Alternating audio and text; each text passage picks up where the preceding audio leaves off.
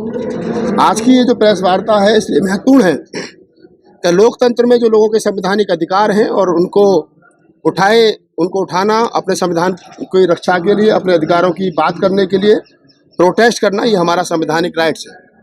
पिछले दिनों उत्तर प्रदेश के गोरखपुर जिले में कमिश्नरी पर वहाँ के स्थानीय नेता आदरणीय श्रवण कुमार निराला और उनके साथी वहाँ के आम लोगों के, गरीबों के, मजदूरों के, दलितों के, पिछड़ों के, भूमिहीन लोगों के लिए जो पिछले काफी लंबे समय से वो एक आंदोलन चला रहे हैं, उस आंदोलन के उनका जो संगठन है अंबेडकर जन मोर्चा, उसके बैनर तले 10 अक्टूबर को उन्होंने गोरखपुर की कमिश्नरी पर एक घेरा डालो डेरा डालो नाम से एक उन्होंने आंदोलन कॉल किया था, ओपन कॉल की थी, जिसमें जो लोग भूमिहीन थे वो तमाम लोग, महिला पुरुष वहां पर पहुंचे। दिल्ली से और देश के कोने कोने से जो लोग एक्टिविस्ट हैं, पत्रकार हैं, जो लोग समाज का दुख दर्द समझते हैं, जो लोग संविधान में अपने फंडामेंटल राइट समझते हैं, वो लोग वहां पहुंचे थे। उनमें एज ए पत्रकार हम भी इन्वाइट थे, मनोज अंतानी, संतोष अम्बेश, रमेश गौतम, नीलम गौतम और तमाम वहाँ के लोकल मीडिया इन्वाइट था। एज ए एक्टिविस्ट के रूप में वक्ता के तौर पर हमारे साथ जो बैठी हैं दीदी निर्देश सिंह, इनके साथ SR दारापुरी साहब, पूर्व IPS, प्रोफेसर सिद्धार्थ रामू और वहाँ के जो लोकल वक्ता थे, वो तमाम लोग वहाँ पर इनवाइट किए गए थे। आंदोलन सुबह को 10-11 बजे शुरू हुआ और रात को लगभग 10 बजे तक चला। लोग शांतिपूर्ण तरीके से अपनी मांगों को लेकर के धरने पर बैठे थे। रात को 10:30 बजे, 10 बजे के आसपास जो जिले के DM साहब हैं, SSP साहब हैं, कमिश्नर साहब हैं और जिले के तमाम आला अधिकारी वहाँ पर पहुँचे और आंदोलनकारियों से उनका मांग पत्र लेकर के ये आश्वासन दिया गया कि आप लोगों की जो मांग है वो जायज़ है। हम भी चाहते हैं कि तमाम लोगों जो भूमिहीन है उनको जमीनें मिलनी चाहिए और हम प्रदेश के सूबे के जो मुखिया है आदित्यनाथ योगी साहब, हम उनसे बात करेंगे और कोशिश करेंगे कि आपकी मांगों को सरकार माने। लेकिन उसके बाद क्या बात हुई, क्या कारण हुआ कि उसके आधा घंटे के बाद जब आंदोलन समाप्ति की घोषणा कर दी गई, क्या कारण रहा कि पुलिस ने, स्थानीय पुलिस ने किस दबाव में, किस कारण, बिना किसी कारण बताए जो वहाँ के ऑर्गेनाइजर थे वो, प्लस जो पत्रकार थे वो, प्लस साथ ही साथ जो वक्ता थे जो दूर दराज से वहाँ पहुँचे थे, दिल्ली से और अन्य स्थानों से, उन तमाम लोगों को पुलिस ने गिरफ्तार करना शुरू किया। और अभी तक जो हमारे पास जानकारी है, जो पुलिस ने FIR की है और जो उस पर आरोप लगाए हैं, उसमें आरोप लगाए गए हैं वो भी मैं आपको बताऊंगा। निर्देश हमारे साथ हैं, इनके नाम पर भी, इनके नाम भी FIR है और उसके 10 से 15 लोग अज्ञात हैं। मैं निर्देश जी के साथ सिर्फ इसलिए यहाँ बैठा हूँ कि ताकि ये पता चल सके इस देश के अंदर कि संविधान को मानने वाले लोग और अपने हक हकूक की रक्षा करने वाले लोग, इस देश में अगर पुलिस के साथ गलत होगा तब भी हम उनके लिए लड़ेंगे, आम जनमानस के साथ गलत होगा तब भी हम उन लोगों के साथ लड़ेंगे। किसी के भी साथ गलत नहीं होना चाहिए, अपने सबके अधिकार और सबके अधिकारों की रक्षा होनी चाहिए। अगर आज निर्देश और निर्देश जैसे तमाम लोगों के साथ जिनको जेल में डाल दिया गया बिना कारण बताए और उन पर आरोप जो लगाए वो आरोप ऐसे हैं जिन जब हम FIR को पढ़ते हैं तो हमें हंसी आती है कि आखिरकार ये पुलिस ने जो FIR कराई है, राजेश कुमार शर्मा जो वहाँ पर एक अर्दली के रूप में, एक सरकार के मुलाजिम के रूप में, पेशगार के रूप में काम करते हैं और उन्होंने जो FIR में सारी बातें बताई हैं तो वो हंसने लायक है। उसमें कहते हैं कि सुबह को कमिश्नर साहब के जो पेशगार हैं राजेश कुमार शर्मा, वो कहते हैं, ये FIR मेरे हाथ में है, वो कहते हैं कि सुबह को 10 से 12-13 लोग जिनको वो जानते हैं, 13 लोग वहां पहुंचे। उन्होंने जबरदस्ती कमिश्नरी में घुस करके वहां पर टेंट लगाना शुरू किया। जब मैंने उनसे मना किया तो उन्होंने मेरे साथ धक्का मुक्की की, मारपीट की। मेरे कार्यालय में घुस करके उन्होंने बिजली चोरी करके अपने माइक चलाने शुरू किए। पौधे और फूल तोड़ दिए, गमले तोड़ दिए, सरकारी जो दस्तावेज थे वो फाड़ दिए गए। और जिसके चलते बाद में ये घटना 10 तारीख के सुबह 11 बजे की है जो वो अपने उसमें कह रहे हैं। और 10 से 15 लोग अज्ञात थे, 13 लोग ऐसे थे जिनको कमिश्नर साहब के जो पेशगार है राजेश कुमार शर्मा जी वो जानते हैं। मजे की बात है निकल करके ये आती है कि दीदी निर्देश, देव कुमार, मनोज अंतानी, संतोष अम्बेश, रमेश गौतम, SR दारापुरी साहब, रामू जी, ये तमाम वो लोग हैं जो दिल्ली से 800, 900 किलोमीटर दूर रहते हैं और शायद पहली बार गोरखपुर उनका जाना हुआ था। तो ये सवाल यहाँ खड़ा होता है कि राजेश कुमार शर्मा जी किन तथ्यों के आधार पर इनको नाम से और शकल से जानते थे। तो ये लगता है पुलिस प्रशासन ने ये FIR किसी दबाव में किए, क्योंकि शांतिपूर्वक तरीके से आंदोलन जो है वो रात को 10 बजे खत्म हो गया था। SDM और DM साहब और तमाम आला अधिकारियों के देख रेख में उसके बाद में किस आधार पर उन लोगों को गिरफ्तार किया गया, हमारे साथ निर्देश हैं, वो बताएंगे आपको। निर्देश जी बताओ थोड़ा सा पत्रकारों को क्या हुआ था, क्योंकि आप हुआ थे। मैंने वहाँ पे जब मेरी पुलिस के साथ थोड़ी गहमा गहमी हुई थी, मेरी आईडी छीन ली गई थी, तो मैंने वहाँ से पुलिस का स्वागत करते हुए, धन्यवाद करते हुए वहाँ से ईमानदारी से 5:30 बजे वो छोड़ दिया था, क्योंकि मेरी ट्रेन थी वापसी की, और मैं 1 बजे पहुंचा था, 4 घंटे लगभग मैं वहाँ रहा था। लेकिन निर्देश जी एक दिन पहले से थी और अगले दिन रात को 12 बजे तक वहाँ थी, तो ये पूरी जानकारी आपको बताएंगी किस किस प्रकार से लोगों को कहाँ कहाँ से गिरफ्तार किया गया। देखिए, जो आंदोलन था, उस आंदोलन की रूपरेखा कई महीने पहले से ही तैयार की गई थी। कमिश्नरी में समस्त अधिकारी ये बात जानते थे कि आज आंदोलन होने वाला है। हम लोगों ने रात को 8 तारीख की रात को और 9 की रात को लगातार जहां से टेम्पो, ट्रॉली, ट्रैक्टर आ रहे थे, लोग अपने किराए से वहां आए। जिस तरह की आप लोग वहां गैदरिंग देखते, गांव की ऐसी महिलाएं थी जिनकी गोदी में बच्चे थे, कुछ प्रेग्नेंट महिलाएं भी थी। ऐसी महिलाएं इस उम्मीद में बैठी थी, वो हमसे यही पूछ रही थी बार बार कि बहनी जमीनिया मिल जाएगी ना, जमीनिया मिल जाएगी ना। उनकी आंखों में उम्मीद थी ये लेकर के, क्योंकि वो पिछले 2 पड़ाव का आंदोलन पहले वहां पर श्रवण कुमार निराला जी और सीमा गौतम जी कर चुके थे। तीसरा आंदोलन, तीसरे पड़ाव का आंदोलन था, और इसमें ये साफ सुथरा लिखा गया था कि डेरा डालो, घेरा डालो, जब तक जमीन के कागज नहीं मिलेंगे, या तो योगी जी हमें लिखित में कोई भी आगे की कार्रवाई बताएं, या फिर जमीन के कागज देकर के हमें यहाँ से भेजें। जब इस बात पर लगातार पिछले कई महीनों से तैयारी हो रही है, पिछले लगभग 1 साल से तैयारी हो रही है, तो क्या प्रशासन को उसी दिन पता चला कि ऐसा आंदोलन होने जा रहा है? दूसरी बात, जो गमला तोड़ने की या फूल तोड़ने की बात लगाई गई है, ये एकदम निराधार है। जब कुछ महिलाएं उस दफ्तर के अंदर एंट्री करी थी, वो इनोसेंट महिलाएं थी, जब वो एंट्री करी तो मैं खुद जाकर के उन महिलाओं को समझा कर लाई थी, और एक भी कागज को ना किसी महिला ने छुआ है, ना किसी भी सरकारी चीज को हाथ लगाया है। सबको मैं बाहर निकाल करके लाई, और एसएचओ ने खुद उसमें बयान दर्ज किया है कि हाँ, दीदी निर्देश सिंह सारी महिलाओं को समझा करके बाहर लाई है, किसी ने कोई भी नुकसान नहीं किया है। ये बयान उनका मेरे मोबाइल में रिकॉर्ड है, वो मैं आपको दे दूंगी। दूसरी बात, जो उन्होंने कहा है कि 307 उन्होंने धारा लगाई है, 307 जो धारा लगाई है, उस धारा में उन्होंने कहा है कि शर्मा, क्या नाम है इनका, राजेश कुमार शर्मा, जो पेशगार हैं कमिश्नर के, वो कह रहे हैं कि मेरा गला पकड़ा है। पेशगार हमारे आसपास में कहीं भी नहीं थे, ये एकदम सरासर झूठ बात है किसी का। पूरे दिन सुबह से आप ये देखिए 9 बजे लोग वहां बैठ गए थे आकर, और दूर दराज से लोग आए हुए थे, सुबह के 4-4 बजे के भी लोग चले हुए थे, भूखे प्यासे रात को 11 बजे तक बैठे रहे। आमतौर पे होता है क्या, जब हम ज्ञापन देने जाते हैं, आप लोगों ने भी सोशल एक्टिविस्ट देख रहे होंगे, जब हम ज्ञापन देने जाते हैं, डीएम को नाम देते हैं या कमिश्नर को देते हैं, तो वो तुरंत ज्ञापन लेते हैं और मामला वहीं पर रफा दफा हो जाता है। लेकिन इस आंदोलन का एक अलग ही रूप था। यहाँ ना तो डीएम 4 कदम चल करके हमें वो देने के लिए आ रहे थे कि भाई क्या कहाँ है आपका ज्ञापन, ना कमिश्नर लेने के लिए आ रहे थे, यानी ज्ञापन लेने ही नहीं आ रहे थे। भूखे प्यासे तड़प रहे थे हम लोग दिन भर में, इतनी गर्मी में जाने कितनी बार पसीना सूखा, कितनी बार हम लोग पसीने में तरबतर हुए। लेकिन 11 बज गए, फिर जाकर के डीएम साहब आए, हमने आश्वासन दिया कि आपको कोई किसी भी तरह की समस्या नहीं होगी, हम लोग शांतिपूर्ण तरीके से अपना ज्ञापन देना चाहते हैं। और दूसरी बात, डीएम साहब ने हमारे सामने ऑन रिकॉर्ड हमारा माइक पकड़कर हमारे मंच पे खड़े होकर हमारी वीडियो में ये बात कही है कि तुम्हारी जो मांगे हैं बिल्कुल जायज हैं, मैं इस मांग के साथ हूं, भूमिहीन परिवारों को जमीन मिलनी चाहिए, और ये मांग मुद्दा आपका जायज है, ये गलत नहीं है। और हम आप लोगों में से 5 लोगों की टीम बनाएंगे। जब आप उस संगठन के 5 लोगों का पैनल बना लीजिए, 5 लोगों के पैनल को बना करके हम लखनऊ में बैठेंगे, बात करेंगे। ये जमीन का जो वितरण है वो एक दिन में नहीं होगा, थोड़ा लंबा प्रोसेस है, 1 महीना लग जाएगा। तो हमने ये भी बात लौट कर कही कि कितना टाइम लग जाएगा, अगर आप 1 महीना 2 महीना ले लीजिए, अगर उसके बाद नहीं मिलता हम फिर आएंगे लौट कर। तो डीएम साहब ने कहा कि नहीं, आपको आने की जरूरत पड़ेगी ही नहीं, ये काम उससे पहले ही हो जाएगा। ऐसा आश्वासन डीएम साहब ने हमारे मंच पर, हमारे माइक पर ये बात बोली है सारी महिलाओं के सामने। तो उसके बाद ऐसा जब उन्होंने कहा कि हम आपकी महिलाओं को, जो भी लोग हैं दूर दराज से आए, इनकी बसें भी नहीं है, आने का जाने का कोई संसाधन नहीं है, क्योंकि 2 दिन के हिसाब से लोग बैठे थे, तो उनको प्रशासन ने खुद अपनी बसें लगा करके लोगों को वहां से बिठाया और बॉर्डर पे जाकर के, यानी कि आंदोलन से भीड़ को खत्म कर दिया। आप आंदोलन की भीड़ देखेंगे, मेरे सोशल मीडिया का जो मेरा अकाउंट है निर्देश सिंह के नाम का, आप उस पर देखेंगे, लाइव चलिए सारी वीडियो। आप 40 से 50 हजार महिलाएं, मैंने ऐसा आंदोलन जमीन का पहली बार देखा जो इतनी शिद्दत और जुनून के साथ गांव की बेकार ऐसी बेचारी महिलाएं बैठी थी जिनके पेट में रोटी नहीं थी, और जिनके पूरे दिन भर में वो कितना कमाती होंगी, वो भी अपनी कमाई धमाई छोड़कर वहां लोग बैठे हुए थे। ऐसी स्थिति में भी डीएम को और कमिश्नर को दया नहीं आई और ज्ञापन लेने नहीं। हम बार बार यही चिल्ला रहे थे कि आप आइए हमारा ज्ञापन लेने, हमारी बात तो सुनिए।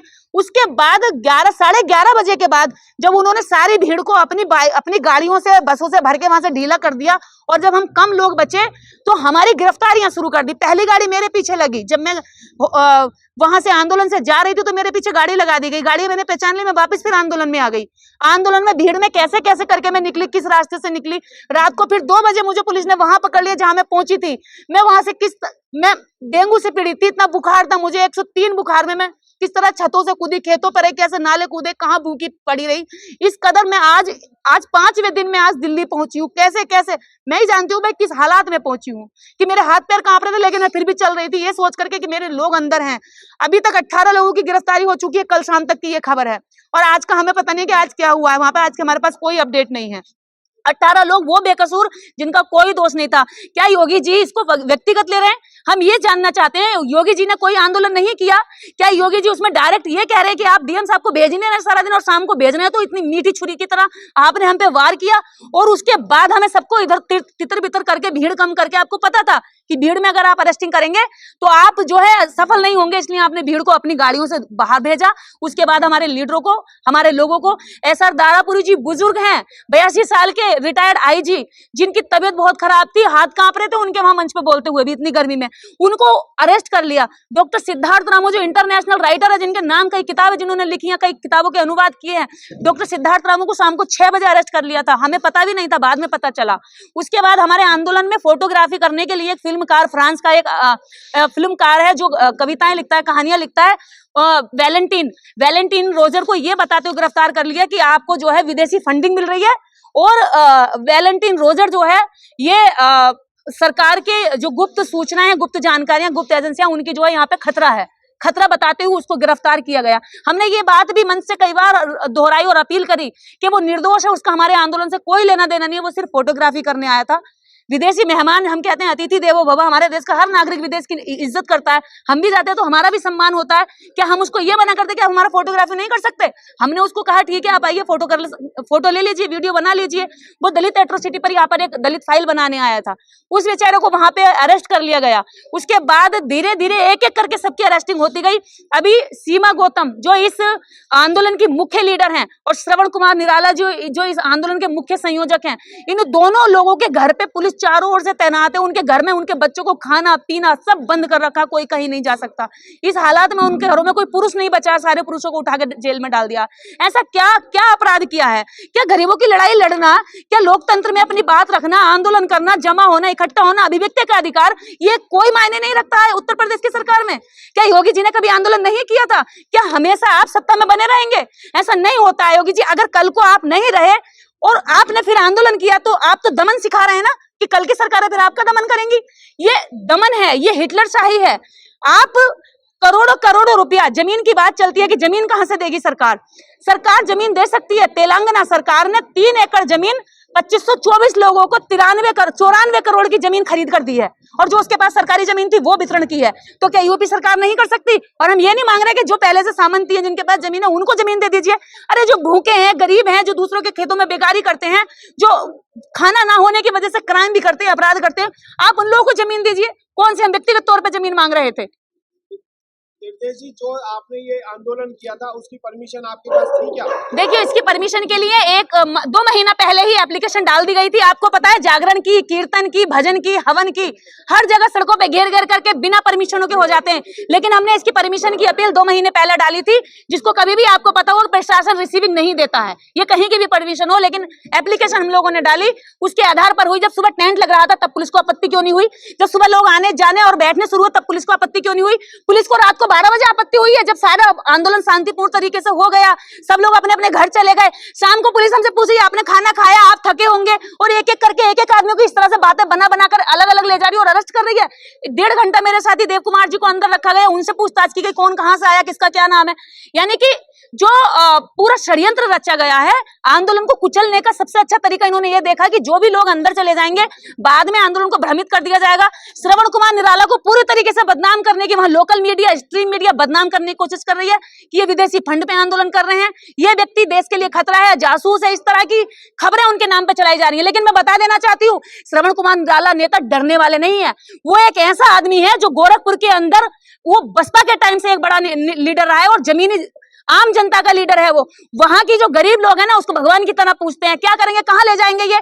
और अगर ये हमारे 28 लोगों के इन्होंने जो है नाम दर्ज FIR की है, जिसमें और अलग लोग भी हैं, कुछ अज्ञात भी हैं, और सबको उठाते जा रहे हैं, उनके नाम मेंशन करते जा रहे हैं। अगर इनकी सबकी FIR वापस नहीं होती हैं, इन सबको जेल से नहीं रिहा किया जाता है, तो हम जेल भरो आंदोलन करेंगे। इसको मजाक में नहीं लेना।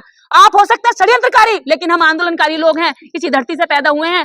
और ये गोरखपुर की धरती से निकले हुए योगी जी, ये इनको नहीं पता कि उनके ही जनपद में उनके ही गरीब लोगों की मांग उठाने वाले आदमी का उन्हें धन्यवाद करना चाहिए, और वो उनको उठाकर जेल में डाल रहे हैं। क्या कसूर है सीमा गौतम का, क्या दोष है सीमा गौतम का, जो भूखी प्यासी जाकर के लोगों को उनके मुद्दों को समझाती है। आप कावड़ के नाम पर, कुंभ के नाम पर, मेलों के नाम पर, यात्रा के नाम पर करोड़ों करोड़ों हम जनता के लिए बर्बाद करते हैं, लेकिन हम कह रहे हैं कि हमें जमीन दो, हमें नहीं चाहिए तुम्हारा ये ढकोसला, हमें नहीं चाहिए धर्म। तो हमें जमीन कहाँ से देंगे? क्या आपको उन्होंने प्रॉमिस किया था कि आप लोगों को हम हजारों लोगों को जमीन बांटेंगे? देखिए, प्रॉमिस करने के लिए हम उनको बुला रहे थे, आंदोलन इसीलिए किया गया था।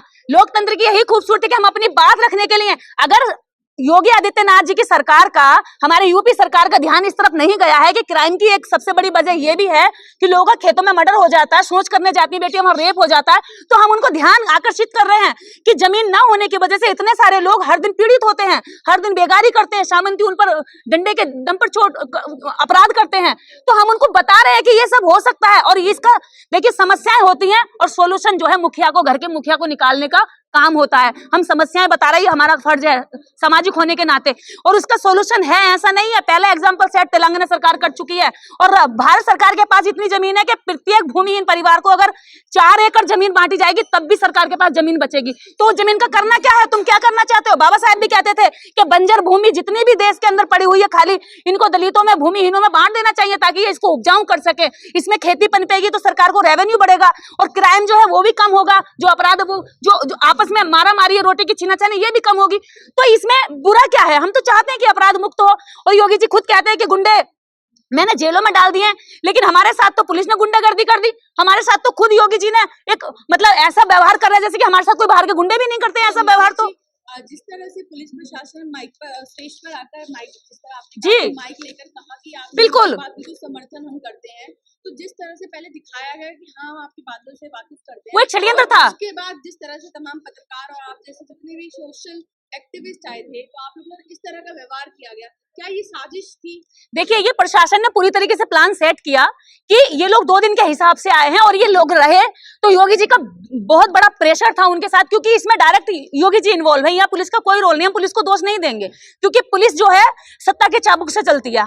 हमारा उनसे कोई लड़ाई झगड़ा नहीं है। आप हजारों की संख्या में गए थे गोरखपुर कमिश्नरी में, क्या कोई स्कीम है जमीन बांटने वाली? जो बिल्कुल है। कौन सी स्कीम है? पत्रकार महोदय, देखिए ऐसी स्कीमें सरकार बनाएगी, ये मेरे हाथ में नहीं है कि मैं स्कीम, देखिए ऐसी स्कीमें सरकार बनाती है। समस्याएं जब, ऐसा तो पहले भी नहीं था कि देश के अंदर जो है यहाँ पर जनधन योजना लाई गई, आधार योजना लाई गई, कितनी सारी योजनाएं लाई गई हैं। क्या देश के अंदर जमीन वितरण योजना नहीं आ सकती? क्या योगी सरकार या भारत सरकार? आपका जो सवाल है कि क्या सरकार के पास कुछ प्रकार की स्कीम है, तो इसका जवाब ये है कि इससे पूर्व में, चाहे वो इंदिरा गांधी की गवर्नमेंट रही हो, चाहे मायावती की सरकार उत्तर प्रदेश में रही हो, उन्होंने भूमिहीन लोगों को जमीनें बांटी हैं। लोगों को 10-10, 15-15 बीघे के पट्टे मिले हैं, और जिन लोगों के पास जमीन नहीं थी आज वो 10-10, 15-15 बीघे के किसान हैं। तो ऐसा नहीं है कि ये कोई पहली बार डिमांड की जा रही है। सरकार भूमिहीन लोगों को जमीन दे करके उनको जमीन को, जो बंजर भूमि है उसको उपजाऊ बनाती है, लोगों को रोजगार मिलता है, लोगों को रोटी मिलती है। सरकार जो 5 किलो अनाज लोगों को दे करके अपना पीछा छुड़ा रही है। आज जो अम्बेडकर जन मोर्चा संगठन गोरखपुर में श्रवण कुमार निराला जी के नेतृत्व में काम कर रहा है, उसका मांग यही है कि आप लोगों को 5 किलो अनाज मत दीजिए, आप लोगों को 1 एकड़ जमीन दीजिए। उस जमीन को वो उपजाऊ बनाएंगे, मेहनत करेंगे, दूसरे के खेतों में जाकर के उनकी बहन बेटियों का बलात्कार होता है, उससे वो बचेंगे, उनका शोषण होगा, शोषण मुक्त समाज बनेगा, और लोग आत्मनिर्भर बनेंगे। सरकार आत्मनिर्भर बनाने की बात कर रही है ना, तो आत्मनिर्भर बनेगी कैसे भाई? ना सरकार के पास ना रोजगार है, ना नौकरी है, ना कुछ है। तो आप 5 किलो अनाज मत दीजिए, जो आपके पास सरकारी जमीन पड़ी है, जो बंजर जमीन है, उसको गरीबों में, भूमिहीनों में बांट दीजिए, तो लोग आत्मनिर्भर बन जाएंगे। सरकार, माननीय प्रधानमंत्री का जो कहना है वो उस पर सरकार जो उसको साकार करेगी सरकार।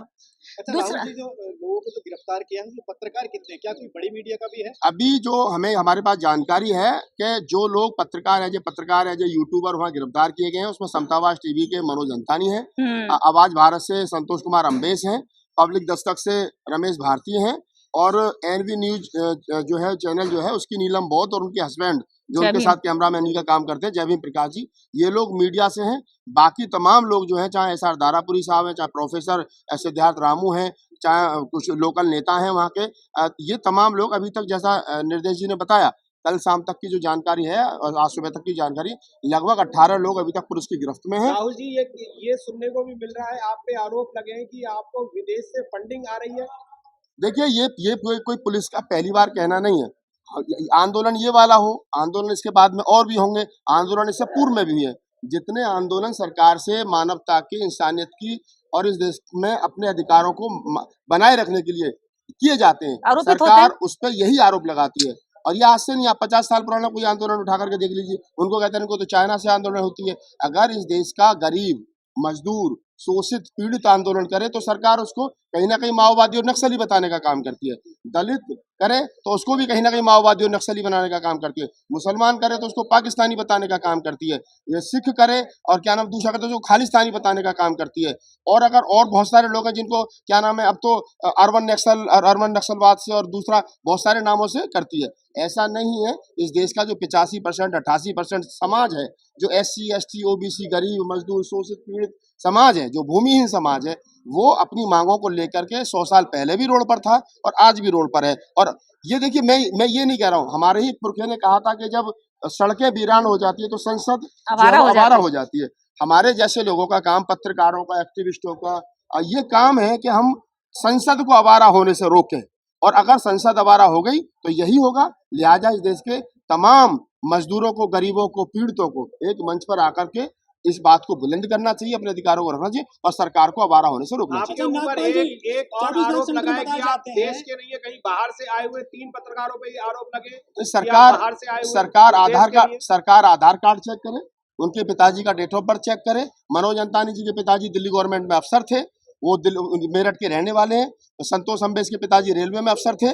तो ऐसा नहीं है कि ये लोग चाइना से इंपोर्ट हुए, ये सब यहीं के रहने वाले। अब सरकार किस दबाव में इस तरीके की भाषा का इस्तेमाल कर रही है, वो क्यों कर रही है? मेरे फादर डॉक्टर थे, बुलंदशहर में जन्म हुआ, मेरे दादाजी सिलाई का काम करते थे फौज, तो सब लोग यहीं के, बाहर से कोई नहीं। एक सवाल आपसे है, आप जो है समाज के लिए लड़ाई लड़ रहे हैं भूमिहीन लोगों की, आपके साथ में कितने लोग संगठन है जो समर्थन कर रहे हैं? 24 लाख संगठन बताए जाते हैं दलितों के। इस देश के अंदर बाबा साहब डॉक्टर अम्बेडकर के नाम से चलने वाले संगठनों की संख्या 24 लाख हो या 24 करोड़ हो, मैं उसमें नहीं जाना चाहता। मैं एक बात जानता हूँ, क्या जो इस देश के गरीबों का, शोषितों का, पीड़ितों का, मजदूरों का दर्द समझता है, जो संविधान में अपने राइट समझता है, जो संविधान की बात और लोकतंत्र की बात करता है, वो देश के किसी भी कोने पर रहता हो, वो हमारा साथी है। हम उसके साथ हैं और वो हमारे साथ। आपके साथी जो है वो कई सारे जेल में बंद हैं, उनको रिहा कराने के लिए आप क्या कदम उठाएं? हमने वहाँ पर, हमारे जो साथी लोग हैं उन्होंने वहाँ पर टीम बनाई है।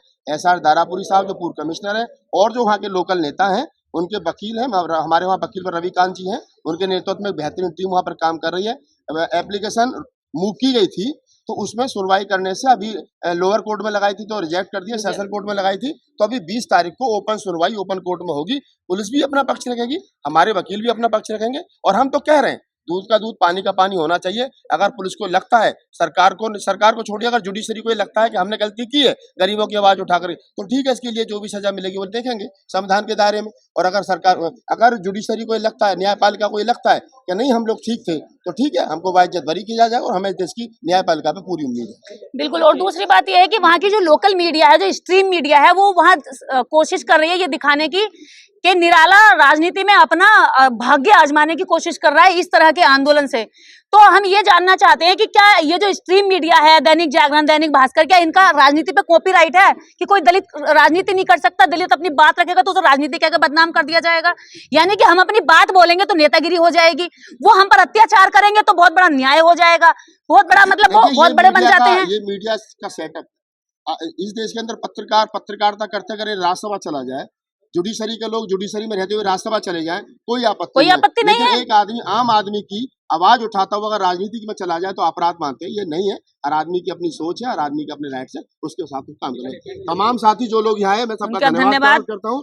आपका बहुत बहुत धन्यवाद। आपने इस गोरखपुर मामले को पूरी पुरजोर तरीके से हमें यहाँ समर्थन दिया, आपका धन्यवाद। तमाम एक बात और, जितने भी लोग हमें सुन रहे हैं, देख रहे हैं, वो प्लीज आवाज उठाएं, क्योंकि श्रवण कुमार निराला और सीमा गौतम वो दोनों का परिवार वहां पे बहुत ज्यादा दर्द में है।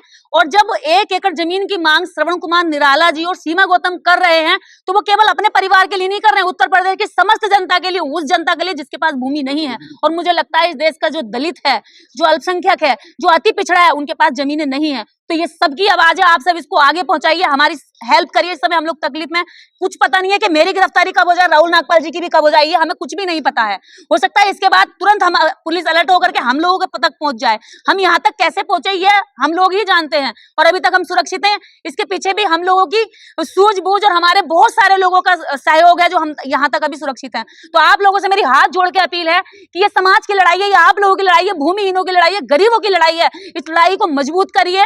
श्रवण कुमार निराला और सीमा गौतम को बचाने के लिए हमारा साथ दीजिए। हमारे लोग जेल में, हम रात को सो नहीं पा रहे हैं, पता नहीं उनके साथ कैसा व्यवहार किया जा रहा है, क्या हो रहा है, कैसे कर रहे हैं, कुछ हमें नहीं पता दिया जा रहा है। क्योंकि पहले दिन भी रिजेक्ट कर दी थी हमारी अपील, और अभी हमें 20 का भी कुछ भरोसा नहीं है कि हमारे साथ क्या होगा। तो मेरी आप लोगों से हाथ जोड़कर अपील है कि इस आंदोलन को सपोर्ट करिए, इन लोगों को बचाने के लिए हमारी हेल्प करिए। जय भीम, धन्यवाद। हमारे चैनल बहुजन दस्तक को लाइक, शेयर, सब्सक्राइब देखना मत भूलिएगा। जय भीम, जय भारत, जय संविधान, नमो बुद्धाय। धन्यवाद। चैनल आर्थिक समस्या से गुजर रहा है। अगर आप बहुजन समाज में बाबा साहेब अम्बेडकर और तथागत बुद्ध की विचारधारा को अधिक से अधिक लोगों तक पहुंचाना चाहते हैं, तो हमें आर्थिक सहयोग प्रदान करें, ताकि हम अपने चैनल के माध्यम से देश विदेश में समता, बंधुता, एकता और संवैधानिक अधिकारों को ज्यादा से ज्यादा लोगों तक पहुंचा सकें। आप अपनी सहायता राशि नीचे लिखे खाते में जमा करा सकते हैं। खाता धारक गौतम रत्ना, खाता संख्या 3169576865 IFSC कोड SBIN 0060336, बैंक भारतीय स्टेट बैंक। आप हमारे बैंक खाते का विवरण स्क्रीन पर भी देख सकते हैं। जय भीम, जय भीम। मैं गौतम रत्ना आपका बहुजन फिल्म प्रोडक्शन में स्वागत करता हूं, और आप हमारे प्रोडक्शन हाउस के अंदर अपना कैरियर बना सकते हैं as a film director, as a producer and actor and actress and editor and cinematographer also. अगर आपको फिल्म से रिलेटेड कुछ भी प्रोजेक्ट आपको बनवाना है, तो हमारे पास में पूरा सेटअप है, जिसमें फिल्म कैमरा है, शूटिंग लाइट्स है और एडिटिंग है। सारा A to Z एक ही जगह पर आपको हमारे यहाँ पर मिल जाएगा। तो दोस्तों, आप हमें कांटेक्ट कर सकते हैं हमारे नंबर्स पर 9810085714 और 8510005714। हमारे वेबसाइट पे विजिट कर सकते हैं www.filmserviceindia.com, और हमें मेल भी कर सकते हैं gautamfilmsproduction@gmail.com पर। धन्यवाद।